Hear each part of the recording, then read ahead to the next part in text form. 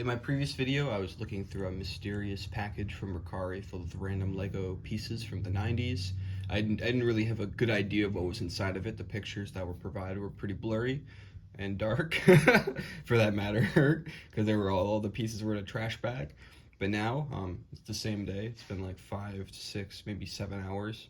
And I've basically spent all day, inventorying pieces and kind of constructing what models were basically left in here, because like a lot of Lego lots, it looks like random pieces, but actually it's like an assortment of sets that were in there, just like all, broken up and everything.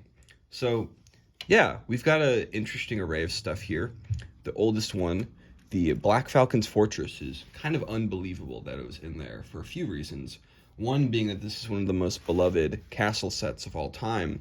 In fact, it was one of the only ones that was, even in 2002, it was well known enough to be remade in the Lego Legends line. I'm not sure which one this is. It kind of changes the way I view this lot, because it's like, okay, either it's like, okay, this is like the last hurrah of this guy, it's the last set he got, or it's a hand-me-down or something.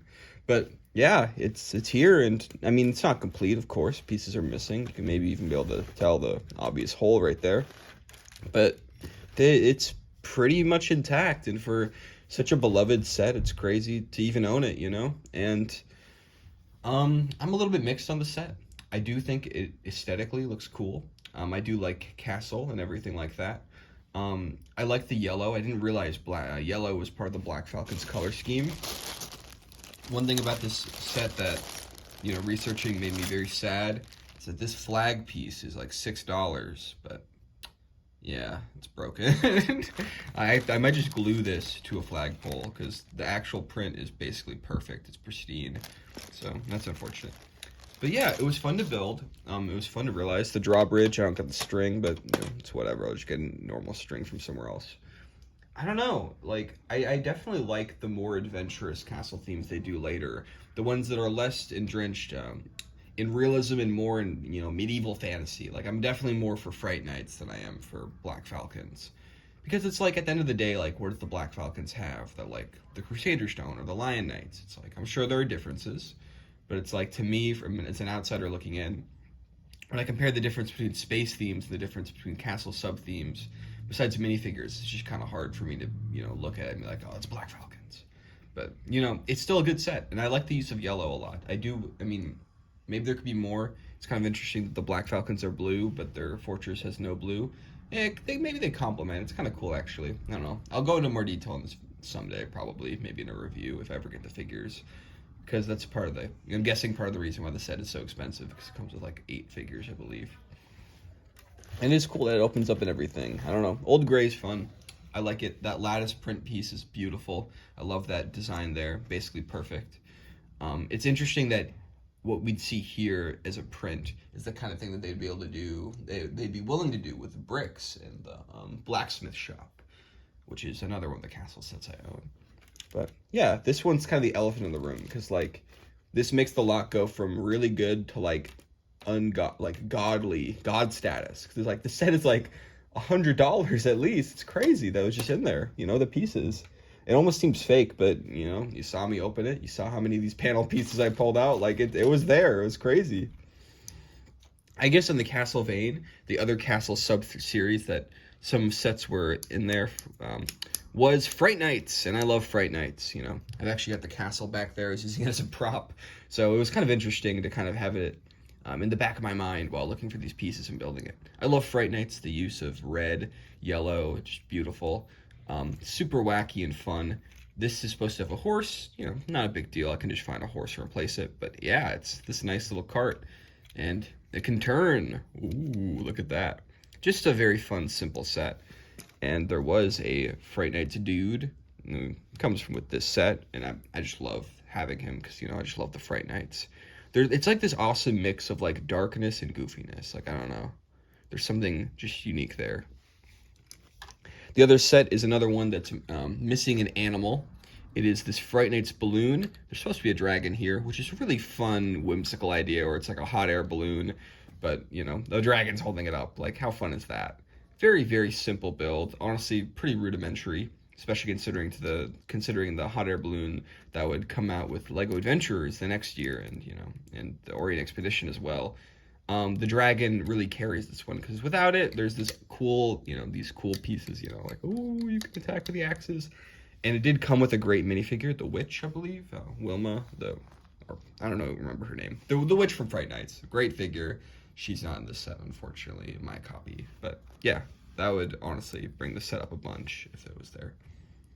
Again, like, this is a kind of set you buy it for the special, cool, unique elements and less for the build, unfortunately, because all I've got is the build. But it does put things into perspective of, like, I can definitely see why, if you bought this set, you'd feel it lacked substance compared to older castle stuff, because it does. It really is all about the specialized elements. And that can kind of feel, I don't know, maybe lame. And especially if you're not into those specialized elements, if you're not a fan of, like, the whole goofy Fright Nights thing. But I don't think Fright Nights takes it too far. Also hailing from that time, we've got, I guess I don't know why I said that, because they all hail from around the same time, except for this Black Falcon set. We have the Spyrius Recon Robot. Now, this is my first big Spyrius set. It's not huge, but substantial Spyrius set. And I've never been a huge fan of Spyrius. Obviously, this is the first full set I've built, so maybe that opinion is a little bit ill-informed.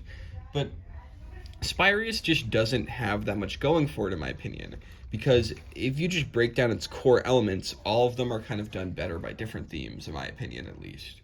Like, you have the black color scheme. Blacktron does it better, in my opinion. And even Space Police 1 does it better with the translucent red. You've got the UFOs that are in the larger sets. Well, the UFO theme does that way better. The UFO theme is incredible, And then you have, like, the whole thing with, like, the... what was the third thing? Oh, there's a third thing I had. The robot idea. Spyrius has a lot of robots, so it's kind of an innovator in that field.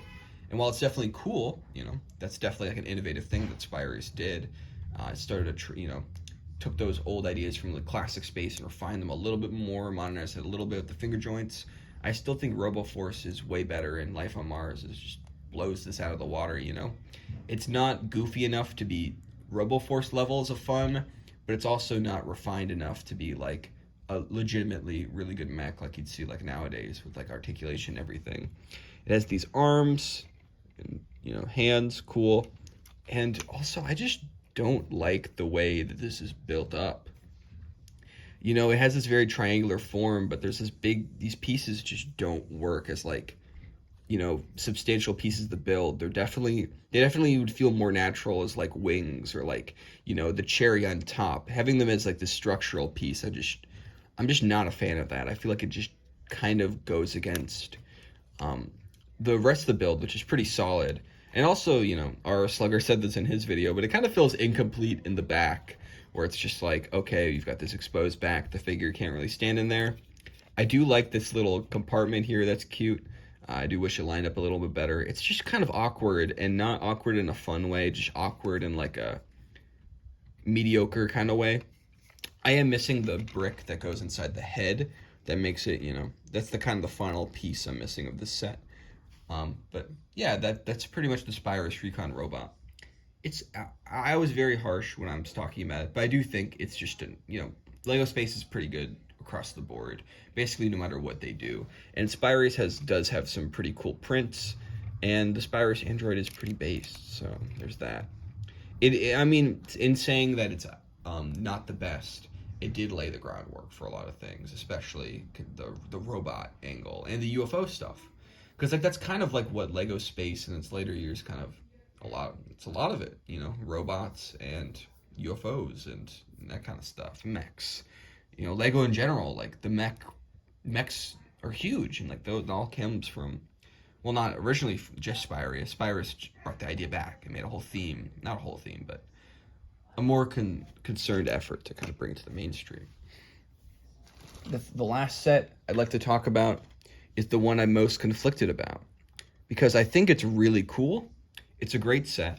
This is the Explorer submarine, or Aquanauts submarine. Not sure which sub-theme. Definitely an earlier Aquanauts set, probably from 95 or 96. And aesthetically, I think this thing is pretty cool. I like how long it is. I like the blocking of where the dark blue is. I think a little more consideration could have been put for where the black is, because the black is a little bit, you know, mishmash where it's put. It's got some nice prints like that one. A lot of really cool specialized elements. I like the features of this. You know, there's a magnet here and a little package it can carry. It's so cool. But the problem, as we'll see, or maybe we won't, or you can kind of see, these arms are terrible. Just terrible. Finger joints in general get a lot of flack for their flakiness. You know, they fall apart or whatever. They don't hold weight that much. But they are cool for posing stuff, you know. You get that 360 degrees of motion. And that's cool. But the problem is that when they're forced to deal with any type of weight, and that's the main feature of the set, and there's this many of them, this isn't just, these are all different chances for it to go wrong. I have a pile somewhere, you know, in my hoard. Right here, I don't know if you noticed it, but this is an entire pile of broken finger joints. Now these pieces, they looked like they were fine, but if you put any amount of pressure on them, they'd snap in half.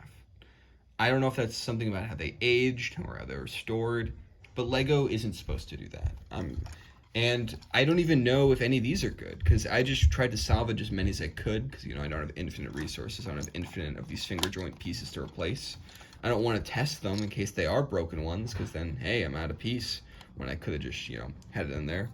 So this magnet feature, it's cool, and, you know, you can reach the back there. You can put it in there.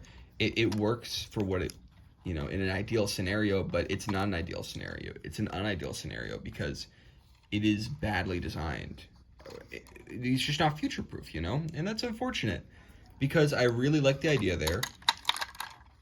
I like that you're able to go from back and forth like that. I like that it's a magnet. You know, magnets are so awesome and stuff. I love grabby hands. These are great. And the set has one of my favorite things any of the AquaZone sets did. It's the compass. I talked about this in my video, my Lego Play Features video, and I didn't have one to show because I just couldn't find one, you know? I mean, it's not that I couldn't find one, but, like, I just, you know, I never had a chance, you know, to get one, unless I just seeked it out individually. It wasn't in any stores I was looking at. And I've always wanted one because it's just such a cool piece idea, you know? Like, a working compass, like, in a Lego set. It almost, you know, compass technology has been around for centuries, but just the way it's so small, the way it's for minifigures, like, it's just so novel. Like, I love it. And actually owning it, like, oh my god, it was just so exciting. It was one of my favorite parts of this entire lot, honestly. Just, like, getting this really interesting thing. And, you know, in the set, it's cool. I like the way that it's, like, on the top here. It's almost like their GPS. It's always showing them the right direction. Another thing about the set that I'm very mixed on is the canopy. I think it's really cool how many hinges it has and how it opens like that. You know, especially considering these two pieces, the way they interact, they lock together surprisingly well. It looks very cool. I love this. But it gets stuck very easily. It really does. If I don't have two of the pieces, so it gets stuck a little bit more, but it just doesn't come in satisfyingly. And again, these finger joints, you know, I don't want to put friction, you know, I don't want to put any friction on them or any, you know, pressure, because they might break, and I just don't want to deal with that, you know. It's just unfortunate, because I really like aesthetically the way it looks when this thing comes up, but the actual action of it is filled with anxiety, and it's not very fun. I like how there's two little steering wheels here. There's this yellow piece that's kind of like this very big Technic thing, and it's interesting how they use it here, because it's not very necessary, because it's just like all it does is hold this up, but it's a very unique thing on the inside of there. Very cool. And yeah, I will say also, I'm not a huge fan of yellow. They kind of overuse yellow in these Lego underwater themes, but to be fair, this was one of the first instances of that trend, and the blue and the orange do a lot to help, you know. I mean, all those aren't like super obscure colors. I mean, translucent neon orange is definitely more sci-fi than you'd expect for, you know, for like a submarine if it was supposed to be like, you know, a real world one. But I think it feels fun. It feels otherworldly. It feels like Lego Space. It's kind of like the same way that like classic Lego Space is still able to feel fantastical despite its color palette, you know, being very, you know, classical in its approach. I like these turbines. Like, this is cool. Like, I think it's a well-designed set. I like the shape of it. I like the a lot of the pieces that are used. It's just the finger joints. They're the Achilles heel of this set. You know, I think they take it from a 5-star set to a 4-star set, which is less dramatic than maybe I'm making it seem.